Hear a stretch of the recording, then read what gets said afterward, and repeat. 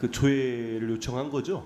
네, 제가 정확한 정당 숫자는 기억이 안 나지만 그 선거관리위원회에 등록돼 있는 그러니까요. 예, 정당에 그 다 기록을 봤어요. 예. 보니까 몇 군데 받았습니까, 회신이? 정확한 숫자는 기억이 안 납니다. 근데 받은 게 있어요? 예, 한 몇 군데 한 7, 8군데 정도 받은 걸로 제가 확실하게 얘기하십시오. 예, 제 기억에는 그렇습니다. 그 받은 거 저한테 자료 제출해 주세요. 받은 정당이 어딘지. 예, 하여튼 자료 제출과 관련해서는 그런 자료가 그 비밀입니까? 그건 아니잖아요. 주세요. 그 저기 일단은 더불어민주당과 국민의힘은 아니지만 다른 정당도 받은 데는 있다는 거잖아요.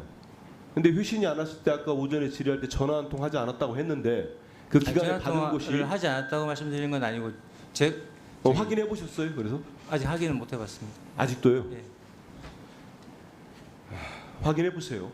해서 네. 알려주십시오. 알겠습니다. 뭐 자료가 됐든 유선이 됐든 우리 방에 알려주십시오. 알려주시고 알겠습니다. 예, 그 기한이 7월 19일 날 기재됐고 7월 31일까지 상당히 기한 동안에 제대로 확인이 안 된 것 같아요. 근데 아까 말씀 들어보니까 그냥 후보자들이 나는 뭐 정당 가입 경력이 없다거나 이런 걸 소명했을 때 그걸 그대로 믿어줬다는 거죠.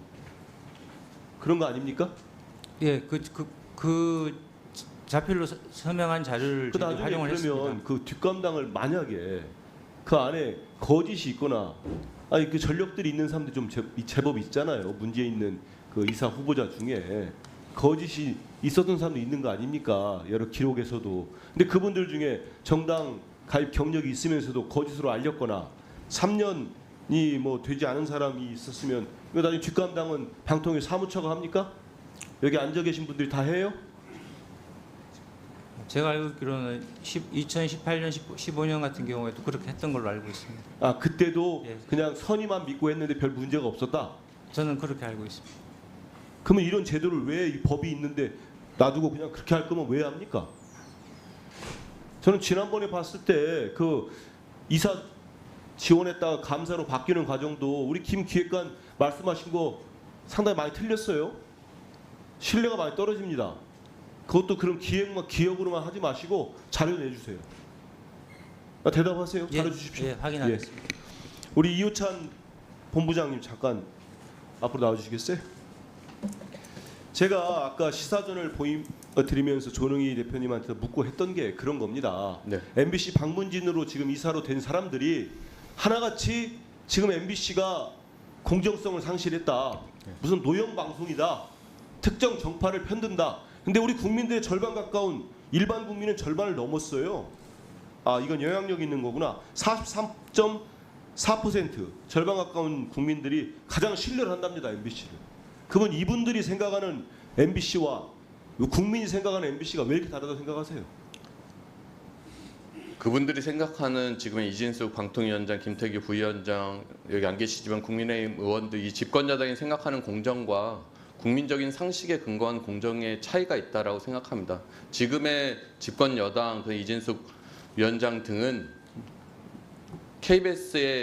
박민의 KBS가 공정하다라고 보는 것이고 김백의 YTN이 공정하다라고 보는 것 같습니다. 그래서 똑같이 공정을 이야기하지만 저번에 예를 들어 뭐 2017년에 국정농단 사건을 예를 들면 그분들의 공정은 태극기 집회에 가 있는 것이고 저희의 공정은 촛불 집회에 가 있었던 것입니다. 그런 인식의 차이가 똑같은 단어를 놓고 다른 해석을 하게 만드는 거 아닌가. 근데 중요한 것은 지금 우리 사회에서 국민의 상식이 어디에 있는가. 저는 그런 국민적 상식은 이런 여론조사 지표를 통해서 나타난다라고 생각을 합니다. 전적으로 동의를 합니다. 왜냐하면 지금 윤석열 대통령이 일련의 인사와 그리고 지금 방송 장악 이런 멈추지 않는 의도를 보고 하면은 지금 이호찬 본부장 이대로 일반 국민의 저는 그 용인할 수 있는 범위를 넘어섰다고 봐요. 네네. 결국 이 범위를 넘어선 사람들만 그 사람들은 가져다가 본인 수준과 딱 맞는 사람들, 똑같은 사람들만 계속 임명을 하고 있습니다. 네. 결국은 제가 볼 때는 이 윤석열 정부 언론장악 방송 탄압에는 방송장에는 3단계가 있는 것 같아요.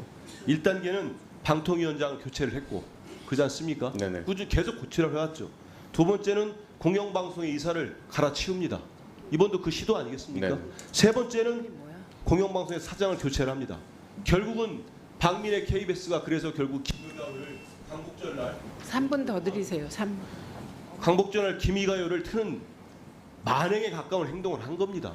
네. 우리 국민 누가 그거를 받아줄 수 있겠습니까? 저는 그래서 지금의 여기 방통위 간부들도 앉아 계시지만은 그 이진숙 위원장 직무가 정지됐습니다만 김태규 부위원장 지금 직무 대행을 하고 있고 이분들이 기초적인 서류를 점검할 시간도 없이 1시간 35분 만에 그런 무지막지한 이사 선임을 한 거는 제가 지금 말씀드린 이 단계로 가기 위한 거다 이렇게 네. 생각을 합니다. 그러면 지금 우려되는 부분이 뭐가 있겠습니까? 결국은 이사진 교체하고 MBC 사장을 교체하려고 한다고 보고 계신 거죠. 네네. 그 다음은 어떤 일이 일어날 거로 우려하고 계세요?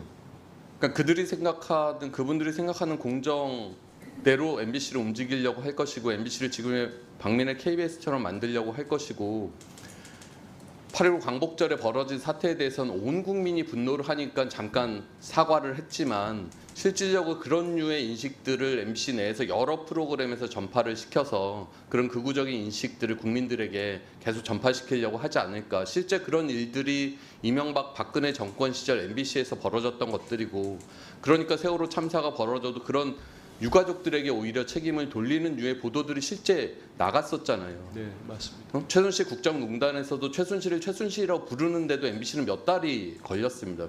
그러한 권력의 방송 MBC로 다시 만들려고 하는 것이 그들의 목적이 아닌가. 저희는 내부적으로 공정이란 가치가 사람이 어느 입장에 서 있느냐에 따라 뭐 다를 수 있다라고 생각하고 노동조합이 늘 그런 것들을 검토하고 내부적으로 견제하고 모니터 보고서를 내고 그렇게 합니다. 근데 이명박근혜 정권 시절에는 앞서 김장겸 의원이 본부장 시절에는 노동조합에서 만드는 그 모니터 보고서를 국장실 그 보도국에서 찢어버리는 일까지 벌어졌던 상황이에요. 그러니까 그런 시절로 다시 돌아가게 되지 않을까에 대한 우려가 상당히 크다. 그래서 말로는 뭔가 다양성을 이야기하고 말로는 좌우 균형을 얘기하지만 그들이 집권했던 시절의 MBC는 철저히 청와대 방송이고 권력 감시하지 못하는 방송이었다. 그런 방송으로 MBC가 돌아갈까 전 너무 우려가 됩니다. 오늘 나온 여론조사 하나를 보면은 독립기념관장에 반대하는 우리 국민이 10명 중 7분입니다. 임명을 철회해야 된다 맞다고 본답니다. 네. 우리 국민 절대 다수가 원하는 거 아니겠습니까? 네.